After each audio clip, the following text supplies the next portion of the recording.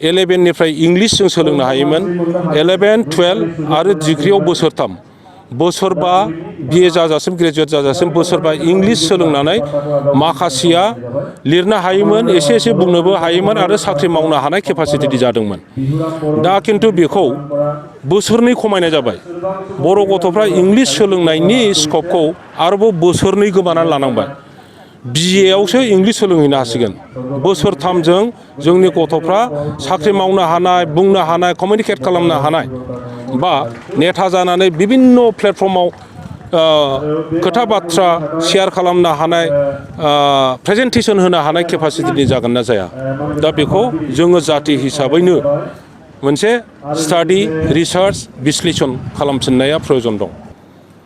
बर' थुनलाइ आफादा खालि थुनलाइनि खामानि मावनायनि दायित्वल' गैया बरन्स बर' जातिनि समाजनिति रांनिति धर्मनिति शिक्षानिति इभेन आं सानो राजनिति बेखौ परिचालित खालामनो हानाय सालायनो हानाय केपासिटिसिम फैनांगौ।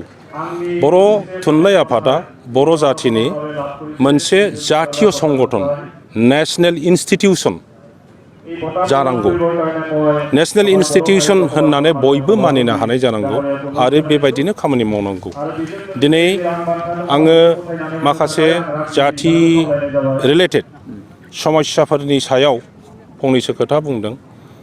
आं सानो आं बुंनाय खोथाखौ नेगेटिभ लायाब्लानो बेखौ मोजाङै पर्यालोचना खालामगोन आरो सत्य असत्य जों बेखौ नायनानै जोंनि गथ'फोरनि भबिष्यतनि थाखाय जुदि सोलायनांगौ सुद्रायनांगौब्ला सुद्रायनानै लाफिननो जुरुरि जाथों बा जागोन आं बेखौनो फंनैसो आं शेयार खालामदों। जेरैहाय दिनै दा बर' रावजों 11 आरो 12खौ फरिखा होनो मोनसिगोन होननानै जोंनि मानसिफ्रा रंजासोदों। नाथाय बेहा रिभार्स इफेक्ट थानो हागौ। रिभार्स इफेक्टआ बोरैहाय जोङो बर' भाषा संस्कृति परम्पराखौ लाखिनो थाखाय मिडियाम अफ इन्सट्राक्सना मोनसे समाव जोबोद जुरुरिमोन। खिन्थु फैयै फैयै फैयै फैयै बे भाषाया 8 सिडुलाव हाबफैबाय गोमोरनाय जोबनायनि खोथा फैला।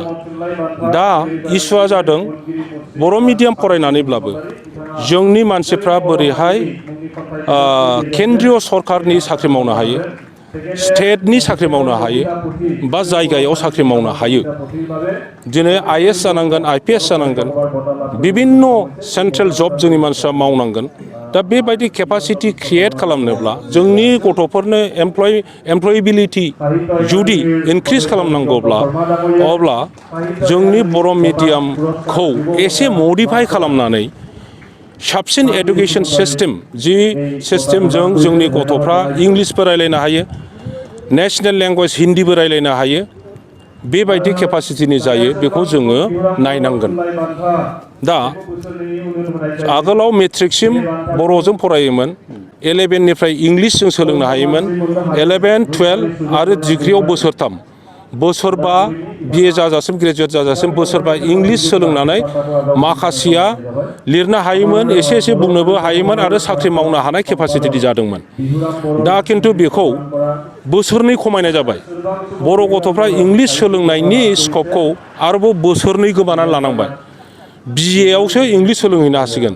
बोसोरथामजों जोंनि गथ'फ्रा साख्रि मावनो हानाय बुंनो हानाय कमिउनिकेट खालामनो हानाय बा नेता जानानै बिभिन्न प्लेटफर्माव खोथा बाथ्रा शेयार खालामनो हानाय प्रेजेन्टेसन होनो हानाय केपासिटिनि जागोन ना जाया। दा बेखौ जोङो जाति हिसाबैनो मोनसे स्टाडि रिसार्च बिश्लेषण खालामफिननाया प्रयोजन दं। माखासे मानसिफोरा बुंनो सानो बर' थुनलाइ आफादा राजनितिक आफादजों फरायसालियाव जायो बा सामलाय जायो बे बिथिङाव नोंथाङा मा फोरमायगोन?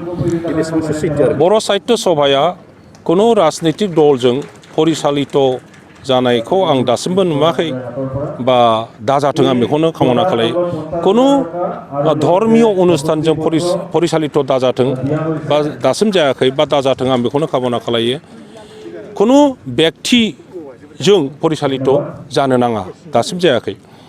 दा जोंनाव सम सम राजनैतिक परिस्थितिया चेन्ज जायो बे चेन्ज जानाय समावहाय सोरबाया बुजियाब्लानो हमदां हरनो हायाब्लानो माखासे खामानि मावो माखासे खोथा बुङो दा बेफोराव साइडलाइन जालायलायो सै बुलि बर' साहित्य सभाखौ अबेबा राजनैतिक दलजों परिसालित जाबाय होननायाबो भुल जागोन आरो सोरबा जुदि साहित्य सभानि दैदेनगिरि जानानै बबेबा राजनैतिक दलजों लोब्बा लानानै खामानि मावोब्ला बेबो भुल जागोन सोलोंथाइ बिथिङाव नुनो मोनो सार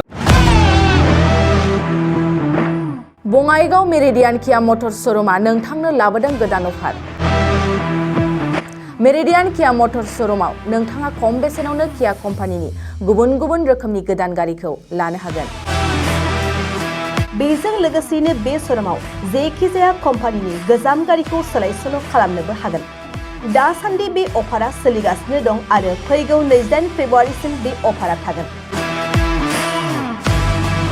मेरिडियान किया मटर श'रुमा सा बङाइगाव साफागुरि रड आगराला देहा फाहामसालिनि साखाथियाव थानाय महामाया हटेलनि अपोजिट साइडआव दं बे अफारखौ मोनफुंनो थाखाय नोंथाङा अनलाइनबो बुकिं खालामहरनो हागोन लोगोसेनो गोबां मिथिनो थाखाय थोंजोङै 7099934114 नङाब्ला 8822790662 जानबुं अनजिमायाव जगाजग खालामहरनो हागोन आरो बङाइगाव मेरिडियान किया मटर श'रुमाव थांनानैबो नायनो हागोन